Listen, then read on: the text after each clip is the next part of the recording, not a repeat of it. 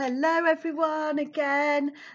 So carrying on through Matthew 5, our Sermon on the Mount series, and today we're going to be looking at verses 33 to 37. So let's have a read. In my Bible, this bit is called Oaths.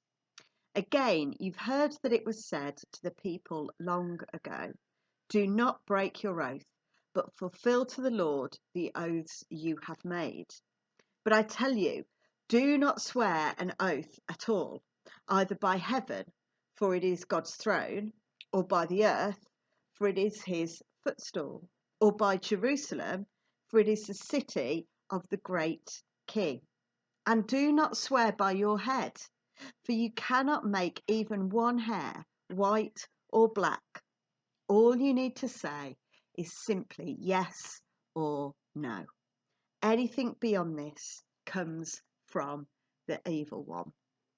So verses there, you might have heard them before, you might have heard reference to them in everyday life, not just in church life, of this idea of just saying yes or no, not needing to say anything else. Some other verses we may be familiar with that are quite similar to Jesus's words here are words that James tells us in James 5 verse 12, and he says this: above all, my brothers and sisters, do not swear, not by heaven or by earth or by anything else. All you need to say is a simple yes or no. Otherwise, you will be condemned. So both of these kind of sets of verses, and particularly what Jesus is bringing out here, is if you're saying yes, say yes. Be truthful in what you say, making sure that you can do what you say you're going to do. Good principles, telling the truth, doing what we say, keeping to our word, and things that I'm sure a lot of us try to live by anyway. But Jesus is bringing something else out here, because as he links in with these verses, as we've seen with so many of the verses in Matthew 5, he says, again, you've heard that it was said to the people long ago. Jesus is referring to what has been a rule of life, something that these people will have lived by for generations and generations. And he's trying to unpick this and show them a new way. So for us to kind of understand even more what Jesus is saying here, what all of us, I'm sure, would probably agree with is, yes, it's the right thing. If you're going to say yes, fulfill what you're saying yes to. If you're going to say no, fulfill what you're saying no to. You don't need maybe to say anything else. But Jesus is really trying to unpick something more here. And I think for us to really grasp that, we've got to understand a bit more of what this word oaths mean and what Jesus is speaking into. So through Old Testament times and afterwards, after that period of time, so up to this where we're at now, where Jesus is directly speaking, the context those people were living in meant that often they would swear by God to affirm something important that they were going to do or not do. And it kind of showed this idea that God was involved, that God was sovereign, and it also showed how important this thing was. So they'd have used this idea of an oath of swearing by God over things that were important. So it might have been to clear up a dispute. It might have been maybe to sort out a contract or a covenant, or to make a really strong declaration about something. And that, in a sense, we kind of think, well, yeah, you're involving God in that. In a sense, is there anything wrong with that?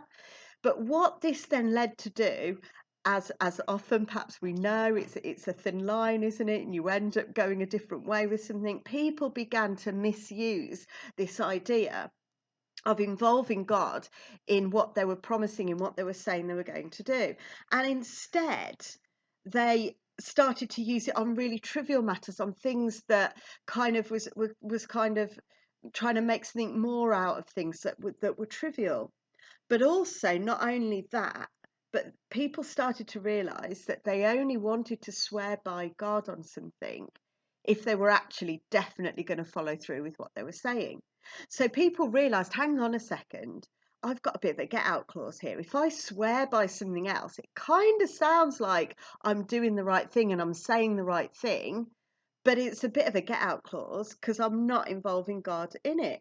So people would start to swear by other things, as these verses that Jesus said lead us to understand. They would swear by things of the world, things of the earth, by other people, things that are not God.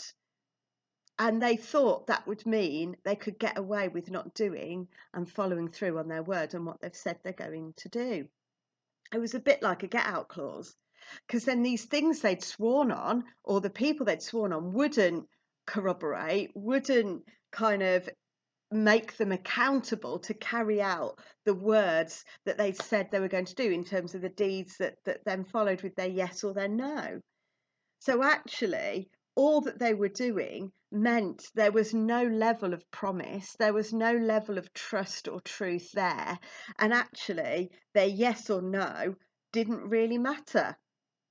It meant they could lie. It meant they could make things up. It meant they could be seen maybe on the outside to be sort of doing the right thing, but gave them this get out clause. It meant that they felt they could get away with doing whatever they wanted because they'd not involved God, they'd not sworn by God. And so to them, it meant I'm not going to have the judgment of God or anything else because I'm just saying what I want to say. So, this whole idea of what it means to have an oath over our yes or our no and promising things and following through on things was really tied up at this point in people's lives in practices that were not good, that were not great, and led to a lot of people being mistrusting of each other, of expecting people to lie, of not thinking people will be accountable or keeping their word at all. And it also showed how people were viewing God. They were seeing him as not being sovereign because they thought they could say and do things and almost like God wasn't going to see. Because they'd not sworn by God, because they'd not involved God, they almost had this view that it wouldn't lead to judgment, that it almost didn't matter what they'd said or what they'd done or that they didn't follow through, that there wouldn't be any judgment. And then Jesus brings out this brilliant phrase as part of it: do not swear even by your head, for you cannot make even one hair white or black. And Jesus is really pulling them back here because he's saying, look, you think you can swear by whatever you like, but actually, who's sovereign over you? Who made you? Who created the very hairs on our head? And that's something Jesus talks about later on in his teaching. He knows the very hairs on our head. We are created beings by our incredible creator God. God is sovereign over all. He's ordained us. He's created us. He knows the hairs on our heads. How can we think there's any part of our lives that we can live that he doesn't know about? There is nothing we can keep secret or hide from him because he is sovereign. He is over all, he is in all, he has made all. Wow. Let's just pause a moment there to remind ourselves of that incredible fact. And that's what Jesus is trying to get the people to see. You think you can do all this and that and the other and not follow through and not live truthful lives and think God doesn't see it, but you're wrong because God is sovereign. God sees all things. And Jesus isn't saying it to make us think like we can't make our own choices, we can't make our own decisions, or that we're being watched. He's saying it so we become aware again that everything we have is because of God. Everything we are is because of God. And if you want to read any more on this, I want to encourage you to look at Colossians 1 from verse 15, where Paul really unpacks this idea of the supremacy of Christ and what that means for us, of why he came, of why God sent his son to come so we might live.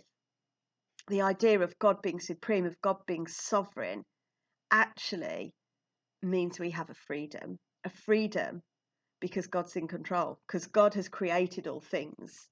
Yes, we're free to make our own choices, our own decisions, but God wants to be involved in that. God sees that. God wants to be a part of that. And just because we've said yes to someone and we don't follow through and we don't think we've involved God in it, doesn't mean he's not aware of that. God wants us to be living these transparent lives. Yes, he's got an amazing plan for every single one of us, and he wants to be part of that and with us in the choices and the decisions we make. And that's down to the very detail of us saying yes or no and keeping our word. People who live by oaths or live in a way that means God is not sovereign and they're not showing him that he's sovereign means they're lowering the standards of how they want to live, of what they want to say. And if it's down to us, I don't know about you, but I know how far wrong we can go. God wants to see straight into our hearts, and he can do. And he wants to see that we are living truthful lives. Being believed and seen as a truthful person by others is one thing. But God knowing we're living a transparent and a truthful life by doing as we say is even more important and should be everything to us. We'd want to live to that standard. And if we are living to that standard, it's something we'll potentially hold others to live by that same standard, to live truthfully, to live by keeping to your word and following through on what you say you're going to do. But what we need to realise is that is God's standard. We will all fall short. We will all get this wrong at times. With the best intentions, we will let people down. We won't follow through on everything we say for various reasons, and most of the time not for negative or malicious reasons or to mislead people. But we need to realise it's God's standard. And as we've seen in so much already of Matthew 5, God does not call us to put judgment on people. He will do that when and where it's needed. We, me, you, are only responsible for your own actions, for your own words, not other people's. So I want to encourage you with these verses today. You may be someone that's sat there going, well, I don't really use an oath. I've never really done that before. I'm someone that yes or no is as far as I go. But these verses really encourage us to see that God is sovereign. Whatever we say, whether it's yes or no to people, whatever we're doing, whatever choices we make, it is because of the sovereignty of God. It's because of what he's given us. And let's be encouraged to live lives like this, live lives of integrity, live lives where we follow through on what we say we're going to do, to be open and honest with people when we are going to miss the mark, where we're not going to be able to do what we say, knowing that ultimately everything we have is God's anyway. God bless. Have a great week and see you soon.